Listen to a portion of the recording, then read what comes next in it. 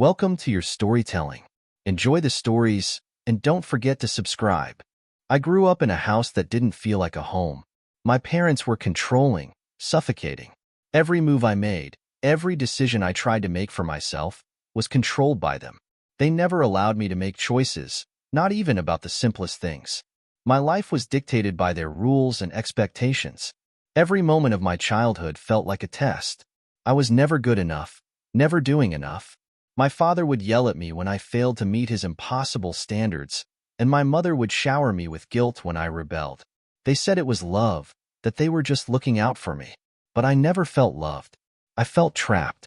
There was no escape, no relief. I began to wonder if I was destined to live under their thumb forever. I had dreams, ambitions, but they were never considered. I wasn't allowed to be me. It wasn't just the everyday control. It was the constant surveillance. My parents watched everything. They knew where I went, who I spoke to, what I read. If I tried to hide something, they'd find out. They had eyes everywhere, and I couldn't breathe. When I made a friend, they'd find a way to isolate me from them. When I began to show any signs of independence, it was quickly crushed. I was always told what to wear, who to talk to, and where I could go.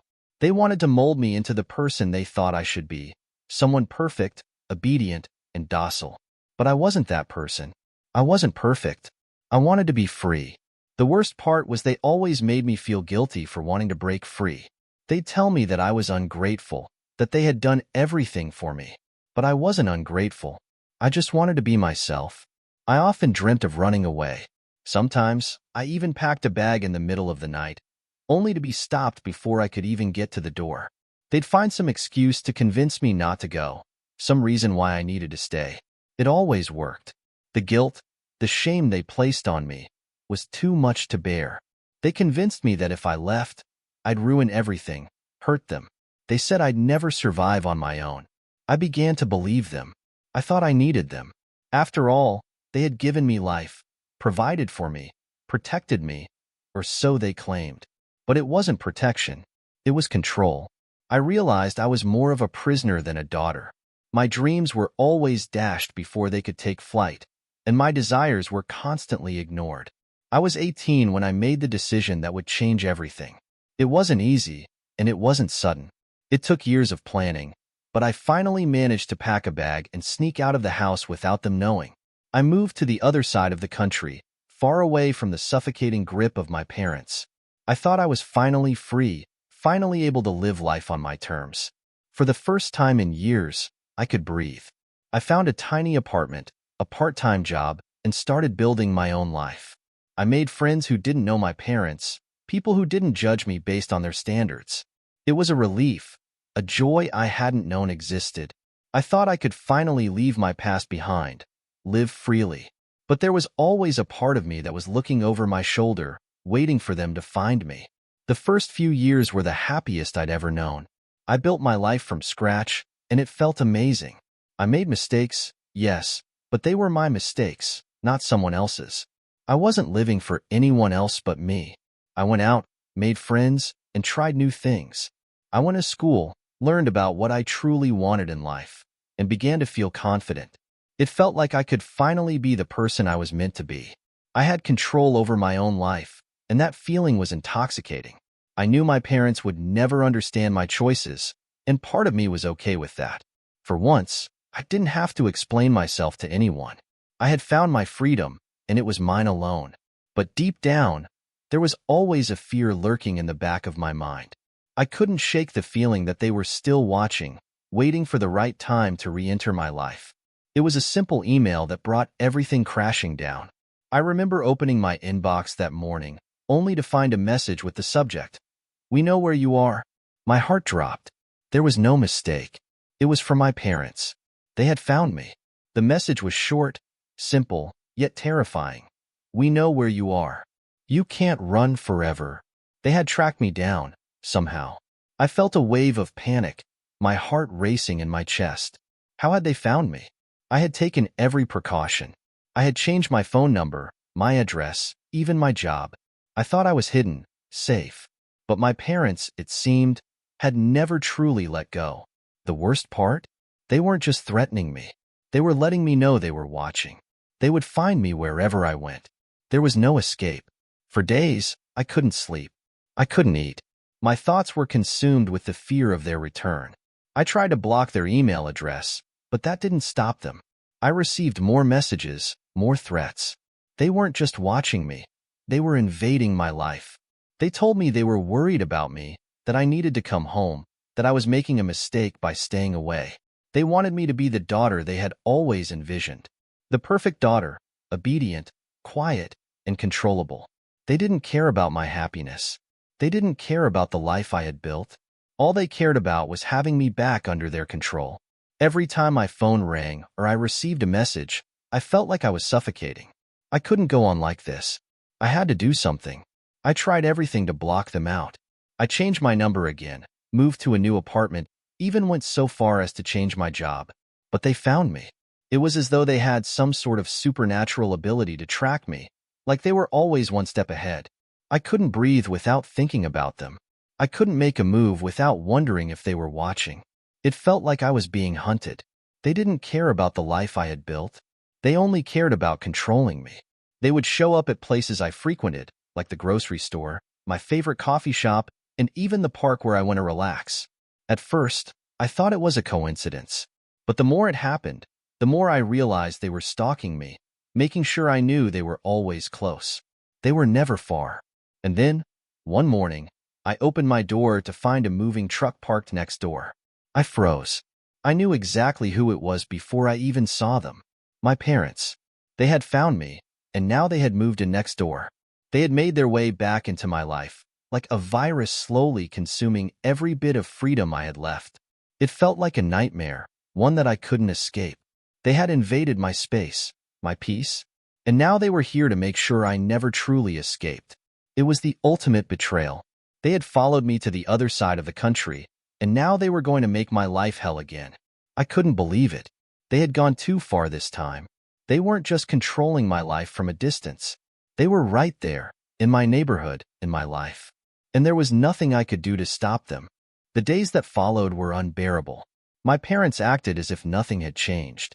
They knocked on my door, pretending to be casual, as if we could just pick up where we left off. But I knew better. They weren't here to reconnect. They were here to control me again, to invade my life and make me feel like I had no choice but to submit. They'd make little comments about how nice it was to be so close and how happy they were to be near their daughter. But underneath their smiles, I saw the same manipulation, the same control. They were trying to win me over, to break me down, so they could take back the power they thought they had lost. They wanted to bring me back into their world, their rules, and their suffocating grip. I wasn't sure how much longer I could keep resisting, but I had to. I couldn't let them take me back. The days after they moved in next door were filled with dread. Every time I stepped outside, I saw them, lurking by their front door or standing in their yard, watching me. It felt like they were waiting for me to make a mistake, to slip up. They wanted me to acknowledge them, to admit that I needed them, but I couldn't. I couldn't let them back into my life. Every time I ran into them, I was polite, but my heart was pounding in my chest. My mind screamed at me to run, to escape again, but I had nowhere left to go. The walls of my life had shrunk. It was like they had re-entered my world without my permission, and now it was their world again. I tried to continue as if nothing had changed, but my thoughts were consumed by them. What would they do next? I couldn't trust them anymore. They didn't care about me. They only cared about control. My parents started showing up at my work. At first, they played the part of the concerned parents, pretending they just wanted to make sure I was doing well. But I saw through the act. They wanted to prove to everyone that I was their child, their responsibility, and that I could never truly escape them. They started showing up during my lunch breaks, chatting with my coworkers, as if they were part of my life. It was humiliating. They were reminding me, constantly, that I couldn't go anywhere without them knowing. I felt like I was suffocating in plain sight. My coworkers, though friendly, didn't understand. How could they? They didn't know what it was like to have parents who followed you around, who made you feel like you were never allowed to have a life of your own. I wanted to scream at them to leave me alone, to stop interfering, but I couldn't. I was scared.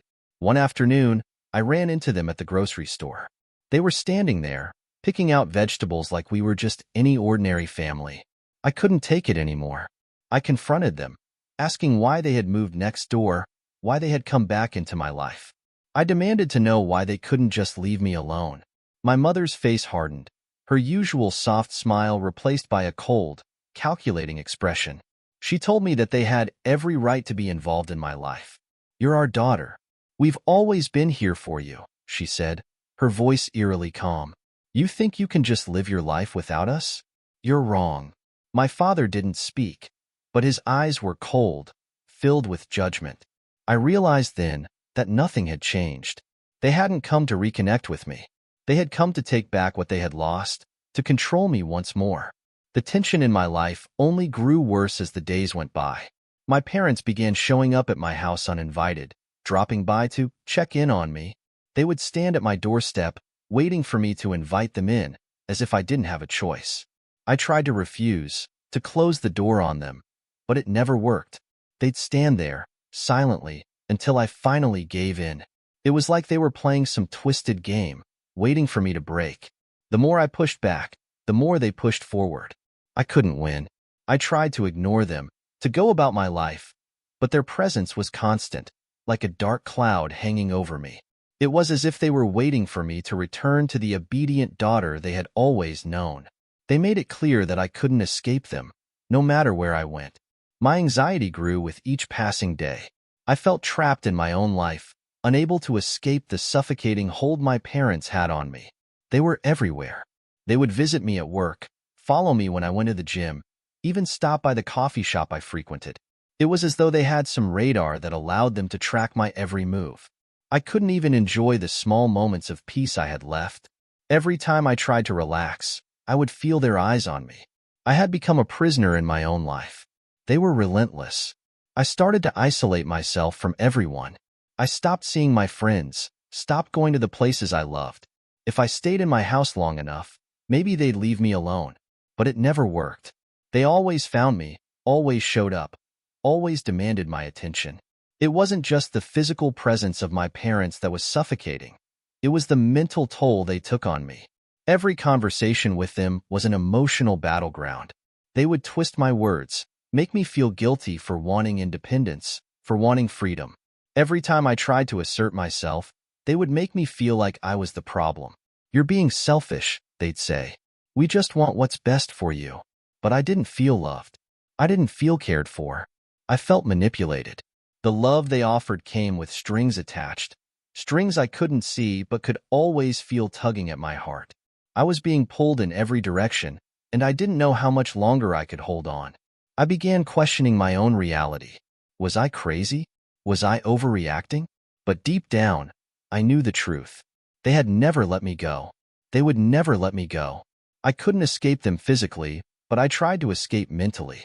I threw myself into my work, buried myself in projects, anything to keep my mind off the constant presence of my parents. But it was impossible. Every time I sat down to work, I would think about them. Where they were, what they were doing, how they were infiltrating every part of my life. It was like I was living in a constant state of fear, always looking over my shoulder, always wondering when they would pop up next. I started withdrawing from my coworkers, from the world. I couldn't focus. My mind was consumed by thoughts of my parents.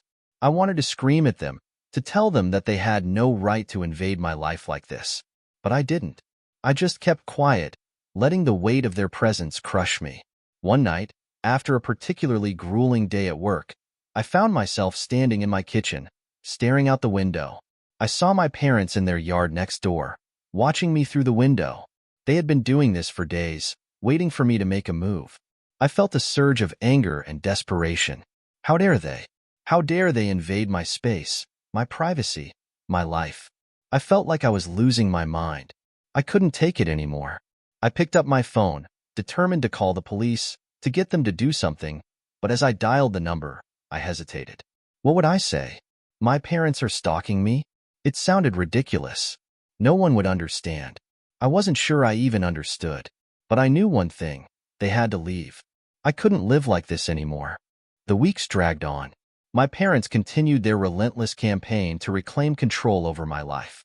They came over uninvited, barged into my space like they owned it, and demanded answers from me that I wasn't ready to give. They wanted to know everything about my life, who I was seeing, what I was doing, how I was spending my time. They had an answer for everything, a reason for everything. They told me that I was ungrateful for everything they had done for me. They said I needed to come home, that I needed to stop running away. But I wasn't running anymore. I wasn't afraid. I was just done. I couldn't take their manipulation, their control. I needed to take back my life, but I wasn't sure how. I couldn't fight them forever. Could I? One evening, I snapped. After a long day at work, I walked out of my front door and found my parents sitting on my front porch, as if they had every right to be there. They didn't even look surprised to see me. "We've been waiting for you," my father said, his tone so cold it sent chills down my spine. "We just want you to understand that we're doing this because we love you." I wanted to laugh, but the truth hit me hard. They had no idea what love was. This wasn't love. It was manipulation. It was control. "You need to stop treating us like the enemy," my mother added, her voice dripping with fake sweetness. "We're your parents. We've always been there for you." I couldn't take it anymore. "You're not here for me," I snapped, my voice trembling with anger. "You're here for you. You're here because you can't stand that I've built a life without you." They were silent, and for a moment, I thought they might leave. But they didn't. They stayed there, waiting for me to cave. The following days felt like a battle of wills. I tried to continue with my life as if they weren't there, but every moment was a struggle. Every time I left my house, I saw them watching me. Every time I spoke to someone, I felt their eyes on me, waiting for me to say something that would give them an opening to control me again. I stopped visiting my friends, stopped going out, stopped doing the things I loved. My life had become a series of moments where I was either avoiding them or defending myself against them. The weight of their presence was unbearable. I felt like I was living in a cage. The walls of my life had shrunk even further. They had found a way to worm their way into every part of my world, and there was nothing I could do to stop them. It wasn't just the constant presence of my parents that wore me down. It was the emotional toll. Every time I spoke to them, I felt like I was being drained of everything I had left. They would talk about how much they had sacrificed for me, how much they had done for me, as if I owed them my entire life. They would remind me of everything they had given me, as though it was a debt I could never repay. The guilt they placed on me was suffocating. I began to doubt myself, to wonder if I had been wrong to leave. Maybe they were right. Maybe I was ungrateful. Maybe I had taken everything they had done for me and thrown it back in their faces. But deep down, I knew it wasn't true. They weren't doing this because they loved me. They were doing this because they couldn't stand to lose control over me. I was their possession, their puppet, and they weren't going to let go. I reached a breaking point. I couldn't take the guilt, the pressure, the manipulation any longer. One afternoon, after a particularly intense conversation with my mother, I walked out of my house and just kept walking. I didn't know where I was going, but I needed to get away. I couldn't breathe. I needed space. I ended up at a small park near my apartment, sitting on a bench, trying to gather my thoughts. My hands were shaking, my mind was racing, and I felt like I was losing control of everything. I had no idea what to do. I couldn't keep living like this, but I couldn't figure out a way to break free. Every time I thought I had found an escape, my parents found a way to pull me back. They had control over every part of my life, and it felt like there was no way out. I knew I couldn't go on like this forever, but I didn't know what the next step was. My parents weren't going to leave. They weren't going to stop. I was the one who had to change, but I wasn't sure how. The more I thought about it, the more I realized that the only way to take back control was to confront them head-on. I couldn't keep running. I couldn't keep hiding. I had to stand up for myself, even if it meant facing the consequences. So, I made a decision. I would go back to my parents' house and tell them, once and for all, that I was done. I couldn't live like this anymore. They would have to accept that I was my own person, that I had a life outside of their control. It would be a battle, I knew that, but I had to fight. For my own sanity, for my own freedom, I had to fight. The confrontation was inevitable. My heart was pounding as I walked up to my parents' door, knowing that everything was about to change. I took a deep breath, knocked, and waited. When my father opened the door, I felt my stomach churn with anxiety. "What are you doing here?" he asked, his voice flat, his eyes cold. I stood my ground. "I need to talk to you," I said, my voice trembling but steady. "I can't do this anymore. I can't keep living under your control. I'm not your possession. I'm a person, and I need to live my own life." My father didn't say anything at first. He just stared at me, his expression unreadable. Then, my mother appeared behind him, and I could see the fury in her eyes. "You think you can just walk away from us?" she spat. "You think we'll just let you go?" I took a step back, my heart racing. "I'm not asking for permission," I said, my voice shaking but determined. "I'm telling you, I'm done." The silence that followed was deafening.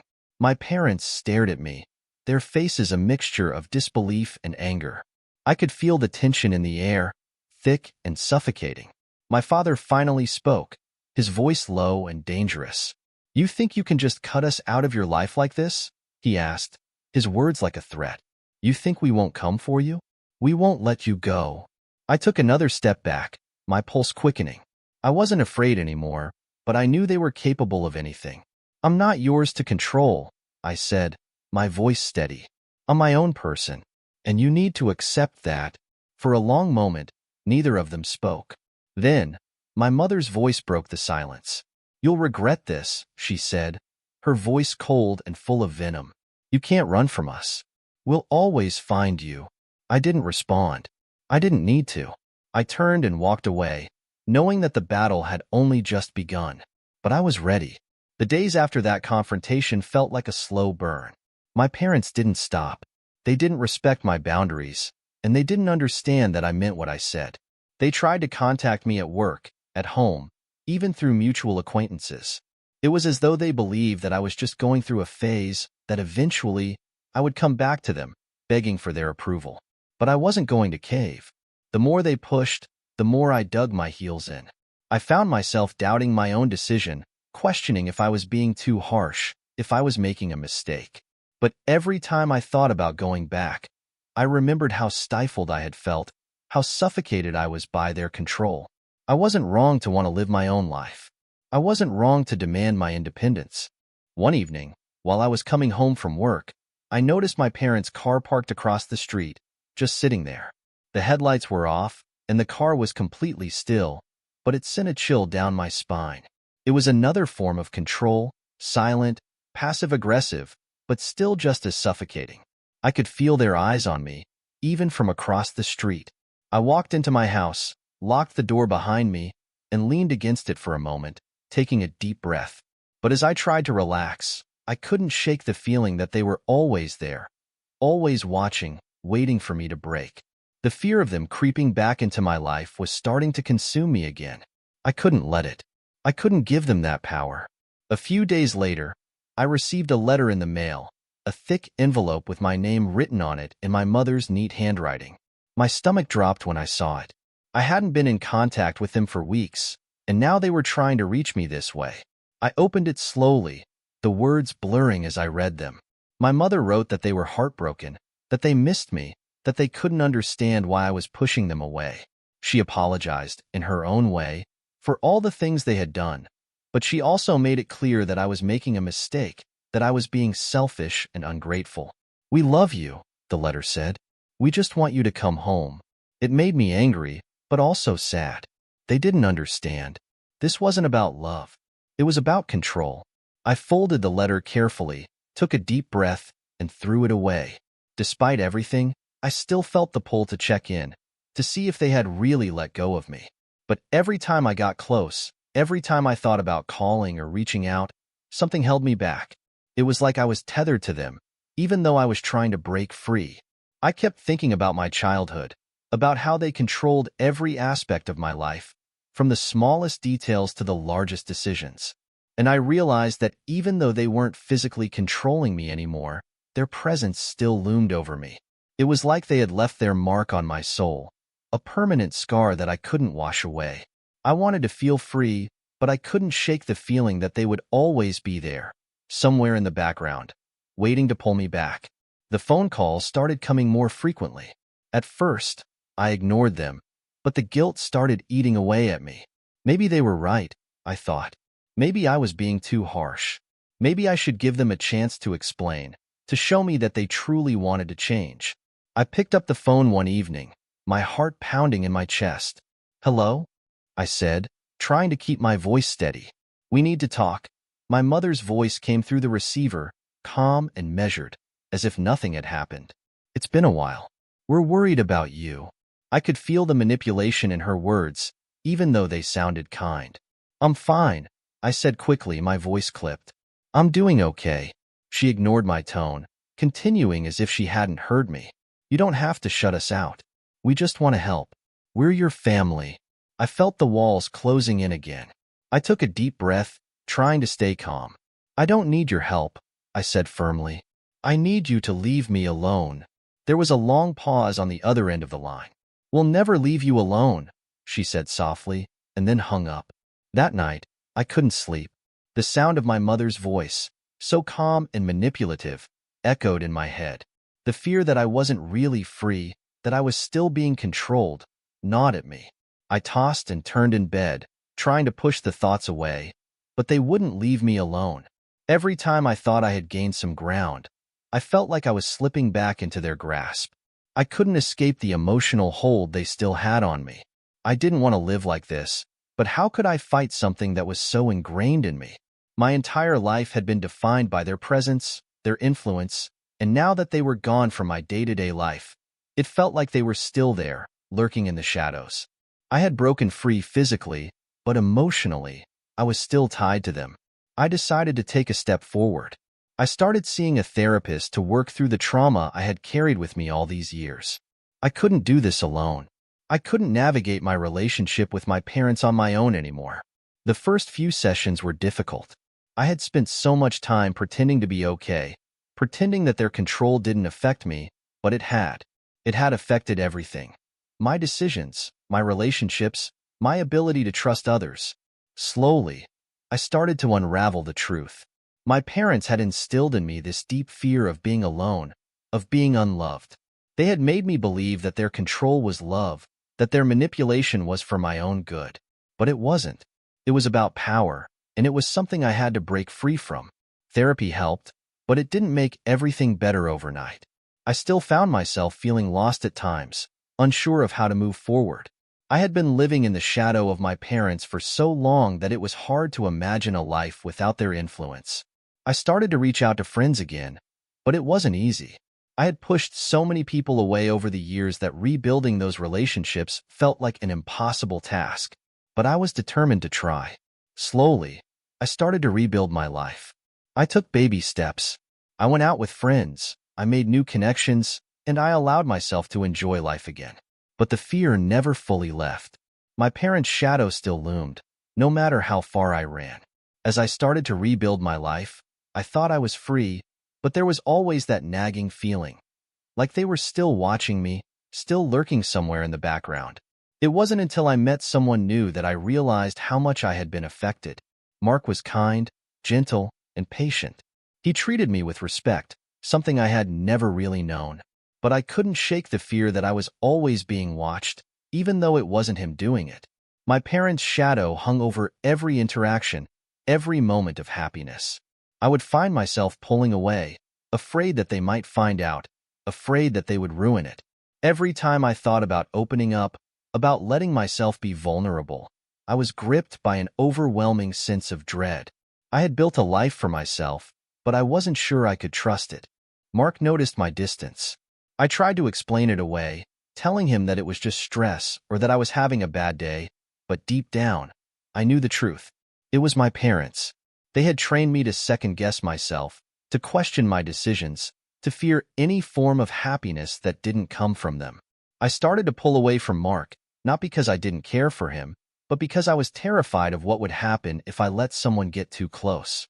I couldn't risk letting someone else be affected by my past, by the control they still had over me.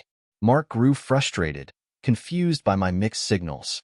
He deserved better, and I knew that, but I didn't know how to let go of the fear that held me back. One night, after a particularly tense argument with Mark, I found myself standing in front of my old childhood home.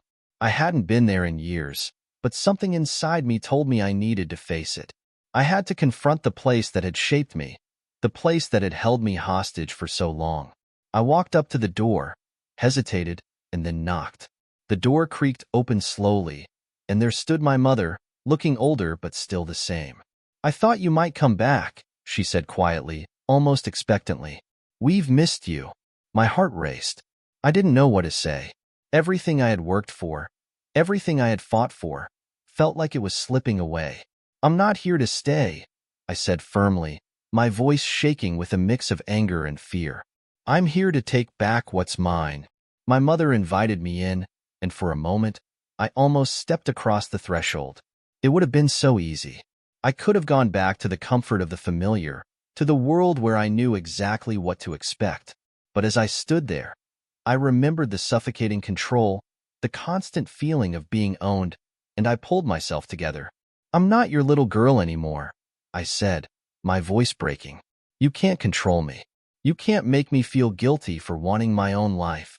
She looked at me, her eyes softening, but there was no understanding there. Only sadness and resentment. "You think you can just walk away from everything?" she whispered, her voice trembling. "You'll regret this, just like all the others." I shook my head, refusing to let her words affect me. "I'm not going to let you keep me in chains," I said, and I turned and walked away, leaving the past behind me once and for all. As I walked away from my childhood home, I realized how much power my parents still had over me. I had thought I had broken free, but I had only scratched the surface. I had to rebuild my life from the ground up, and it was going to take time. But this time, I was ready. I knew that the hardest part was facing my own fears, my own doubts, and learning to trust myself again. Slowly, I started to rebuild my relationship with Mark. It wasn't easy, and there were many moments of doubt, but I knew I couldn't let my parents' manipulation dictate my happiness anymore.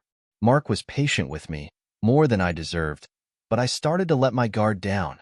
I started to believe that I could have a life, a future, that didn't revolve around fear and control. It wasn't long before my parents tried again. They started showing up at my workplace, at the grocery store, even outside my apartment building. They couldn't let go. They couldn't accept that I had moved on. But this time, something inside me had shifted. I wasn't the scared little girl anymore. I wasn't going to let them intimidate me. I confronted them outside my building one evening, and for the first time in years, I stood tall, unafraid. "I've asked you to leave me alone," I said, my voice steady. "And I mean it. I'm not going back. You can't control me anymore." My father's face twisted with rage, and my mother's eyes filled with tears, but I didn't back down. "We're your parents," she said in a soft, broken voice. "We only want what's best for you." I shook my head, feeling the years of manipulation and guilt wash over me. "You want what's best for you," I said firmly, "and I'm done being your pawn." That was the last time they came. It was like a weight had been lifted from my shoulders. For the first time in years, I felt free. I had finally broken the cycle. But I also realized that the journey wasn't over. It wasn't just about cutting ties with my parents. It was about learning to live for myself, to stop living in reaction to their demands. I took time for myself, working through my emotions, rediscovering who I was without them. Mark stood by me, his patience and understanding helping me heal in ways I never expected. I started doing things I hadn't done in years, going to the beach, taking hikes, visiting friends. Slowly, I started to find joy in the little things again. I didn't know what the future held, but for the first time in a long time, I felt like I could handle it. I was ready to live my life, on my terms. One day, I woke up to a quiet morning. The sun was shining through the windows, and for the first time in what felt like forever, I didn't feel the weight of my parents' influence on my shoulders. I wasn't living in fear of their next move, their next manipulation. It was just me. I had built a life for myself, and I was proud of it. I still had scars, but I also had strength. I had learned that I didn't need to live in the shadow of my past. I was no longer a victim of my parents' control. I was my own person, and that was all I needed to be. I sat on the couch, sipping my coffee, and looked around my apartment, my home, and smiled. It was mine, and no one could take that away from me. A few months passed, and life continued to evolve. I spent more time with Mark, strengthening our bond, and I found myself healing in ways I hadn't imagined. One day, as we were having lunch at a small cafe, I realized how far I had come. The person I was now was nothing like the person my parents had tried to shape. I wasn't the scared, anxious girl trying to please everyone anymore. I was someone who had fought for my freedom, for my happiness. And as I looked across the table at Mark, I knew I had finally found peace. He had been my anchor during the storms, and he had given me the space to grow. I had so much more to look forward to. It wasn't long after that I received a letter again, this time from my father. It had been months since I'd heard from them, and I thought they had finally given up. But the letter in my hands felt different, heavier. I opened it with trepidation, unsure of what to expect. His words were simple, but they cut deep. "We miss you. We're sorry for the pain we caused. Can we try again?" It was almost like he was pleading, but the words felt empty. I could see through the apology. It wasn't about me. It was about their need to control, to have me back under their roof. I folded the letter carefully, placed it in the trash, and breathed a sigh of relief. I had made the right choice. They couldn't hurt me anymore. Over time, I realized that healing from the scars of my past wasn't just about cutting ties with my parents. It was about forgiving myself, too. I had spent so much of my life trying to appease them, trying to win their love and approval, that I had forgotten how to love myself. I started to practice self-compassion, to treat myself with kindness and understanding. I wasn't perfect, but I was whole. I was learning to be kind to the girl I had once been, the girl who was trapped, scared, and confused. I wasn't that girl anymore, and I wasn't going to let anyone make me feel like I was. One evening, Mark and I were sitting on the couch together, watching an old movie. I felt a sense of contentment wash over me, something I hadn't experienced in years. We didn't need to speak. We just enjoyed the quiet, the comfort of each other's presence. I had come so far, away from the constant pressure, away from the emotional manipulation. I had finally found a place where I felt safe. It was amazing how much peace could come from simply being with someone who didn't try to change you, who didn't try to control you. I realized that it wasn't just freedom I had gained, it was love. Real love, unconditional and accepting. Mark and I decided to take a trip together, a small getaway to a cabin in the mountains. It was exactly what I needed. A break from everything. A chance to disconnect, recharge, and just be. We spent the days hiking, reading, and simply being present with each other. I marveled at how different my life was now. I was no longer running from anything. For the first time, I was living, not in reaction to my past, but in response to my future. The feeling of being free was liberating, and the love I shared with Mark was the cherry on top of it all. It felt like a new beginning, a fresh start, and I was finally ready to embrace it. When we returned from our trip, I noticed a change in myself. I was more confident, more sure of who I was. I wasn't looking over my shoulder anymore, wondering when my parents might show up or what they might say to manipulate me back into their lives. I had built something real, something strong, and I wasn't going to let anyone take it away. I had learned that no one could control my happiness but me. I was the architect of my own future, and I would not allow the mistakes of my past to dictate my present or my future. A year had passed since I had taken that step to leave my parents behind. It felt like a lifetime, but also like no time had passed at all. I had built a new life, one filled with freedom, love, and self-respect. Mark and I had grown even closer, and our bond was stronger than ever. We talked about our future together, about our hopes and dreams, and for the first time, I felt certain. I had found my place in the world, and I was no longer afraid of what might come. I knew that I had everything I needed to face whatever life threw at me. My parents no longer held power over me, and neither did my past. I was free. On a quiet evening, Mark and I sat on our porch, watching the sunset. The world was peaceful, calm, and everything felt right. I had made it. I had faced the demons of my past, broken free from the chains of my parents' control, and found a way to live for myself. It wasn't easy, and there were times when I doubted myself, but in the end, I had chosen freedom. I had chosen love, not just with Mark, but with myself. I had healed. And in that moment, as the sun dipped below the horizon, I knew that no matter what came next, I would always be okay. I had finally become the person I was meant to be.